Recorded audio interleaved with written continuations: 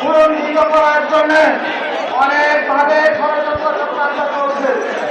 আমাদেরকে মনে রাখতে হবে, আমাদের ভিন্ন দল থাকতে পারে, আমাদের ভিন্ন মত থাকতে পারে, আমাদের ভিন্ন আদর্শ থাকতে পারে, কিন্তু চূড়াই প্রশ্নে আমরা ঐক্যবদ্ধ থাকবো।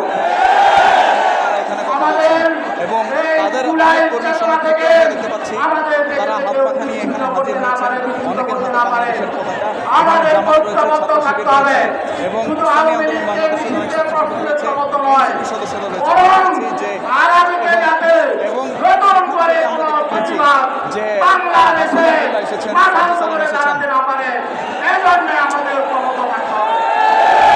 আমাদের ঐক্য যে আসলে ঠিক কি পরিমাণ জনসমাগম এবং মানবতার স্বার্থে, মানুষের স্বার্থে, মানুষের ধর্মীয় চেতনার স্বার্থে, এবং আমাদের সেজন্যই তাদের আজকে এই গণ অবস্থান গণজমা। আমরা এবং নারী এরই পুরুষ মধ্যে প্রধান ধর্ম বর্ণ যে উপদেষ্টা সকলে রয়েছে তাদের একটি জরুরি বৈঠকের ঘোষণাও এসেছে।